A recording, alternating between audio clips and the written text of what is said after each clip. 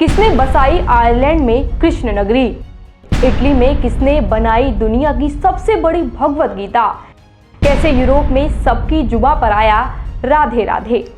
कृष्ण नगरी वृंदावन, जहां हर किसी की जुबा पर सिर्फ एक ही नाम है, कृष्णा कृष्णा और सिर्फ कृष्णा।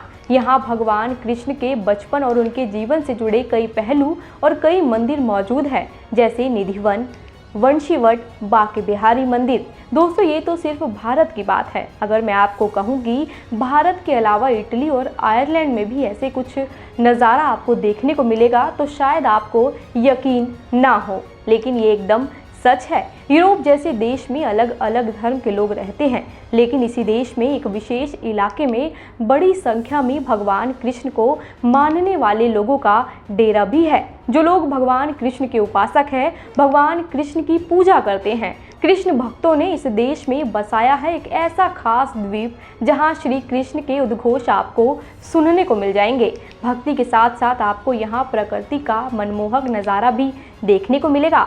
और कृष्ण भक्तों ने इस देश में विश्व की सबसे बड़ी भगवत गीता भी बनाई है और यहाँ लोग बड़ी संख्या में प्रेमानंद जी महाराज को अपना मार्गदर्शक मानते हैं। चलिए आज इस पर ही हम खुलकर बात करते हैं कि कैसे वो खास द्वीप जिसे भगवान कृष्ण को समर्पित किया गया है और किसने बनाई विश्व की सबसे बड़ी भगवत गीता, जिसके पन्ने पलटने में ही 3 से 4 लोगों की सहायता की जरूरत पड़ती है। नमस्कार दोस्तों, आप देखना शुरू कर चुके हैं द कर्मा और मैं हूं आपके साथ मुस्कान कटारिया।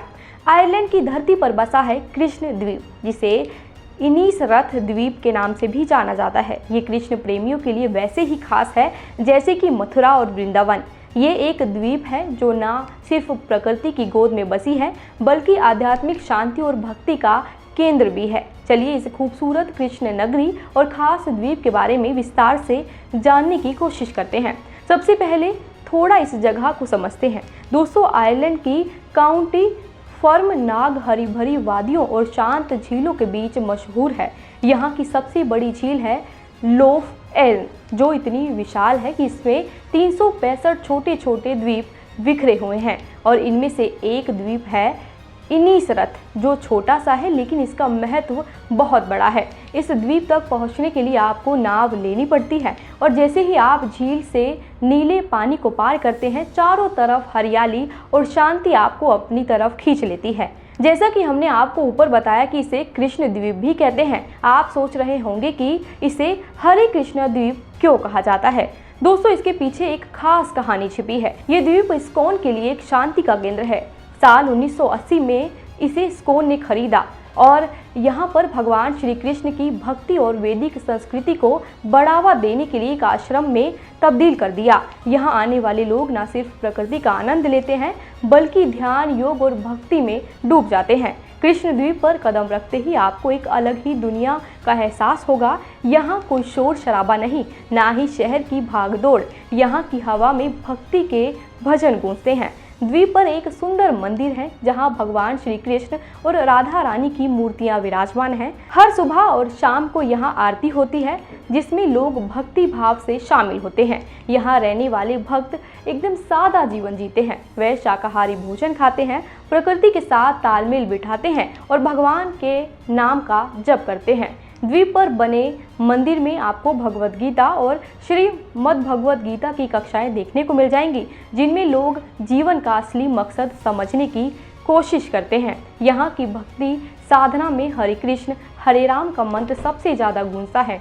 दोस्तों सोचिए, भारत से कई हजारों किलोमीटर की दूरी पर बसा एक देश जहाँ केवल कुछ प्रतिशत हिंदू आबादी है, लेकिन फिर भी वहाँ रहने वाला एक बड़ा समुदाय श्री कृष्ण के उपासक हैं। उनका जाप करते हैं, उन्हें ही अपना भगवान मानते हैं। दोस्तों इतना ही नहीं, आयरलैंड के बाद इन्हीं उपासकों ने इटली में वो कर दिखाया जिसे सुनकर आपका दिल गदगद हो जाएगा। जिस इस्कॉन ने आयरलैंड में ये खास द्वीप को बसाया और आकार दिया, उसी इस्कॉन ने दुनिया की सबसे बड़ी भगवत गीता बनाई। दोस्तों आपको बता दें कि इसका वजन इतना है कि इसके पन्ने पलटने में 3 से 4 लोगों की सहायता की जरूरत पड़ती है। इसे बनाने में करीब 2.5 साल का समय लगा और करीब 1.5 करोड़ रुपए की धनराशि खर्च की गई। और सबसे खास बात यह है कि इसे हमारी संस्कृत भाषा में लिखा गया है, लेकिन इसे इंग्लिश में डिस्क्राइब किया गया है। और सबसे खास बात एक और, इसका निर्माण इटली के मिलान शहर में किया गया। समुद्र के रास्ते होते हुए इसे भारत लाया गया और देश के प्रधानमंत्री पीएम मोदी ने इसका अवलोकन किया। वर्तमान में इसे दिल्ली स्थित ग्लोरी ऑफ इंडिया वैदिक कल्चर सेंटर में रखा गया है।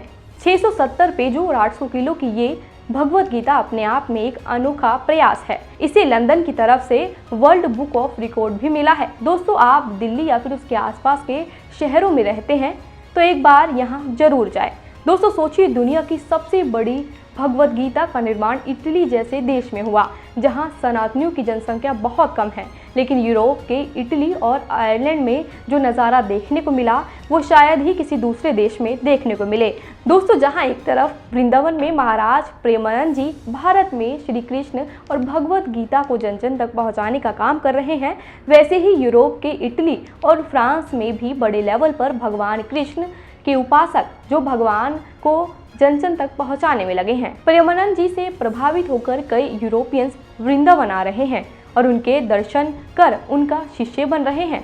दोस्तों, आपको ये खास स्टोरी कैसी लगी हमें कमेंट सेक्शन में लिखकर जरूर बताएं। और हाँ, जाते जाते इस वीडियो को ज़्यादा से ज़्यादा लोगों तक शेयर करना ना भूलें, ताकि हर वैष्णव समुदाय तक ये वीडियो पहुँचे और उन्हें इसके बारे में पता चल पाए। और हाँ, अंत में हमारे चैनल दा कर्मा को सब्सक्राइब करना ना भूलें, ताकि आप तक ऐसी वीडियो पहुँचती रहे। नमस्कार।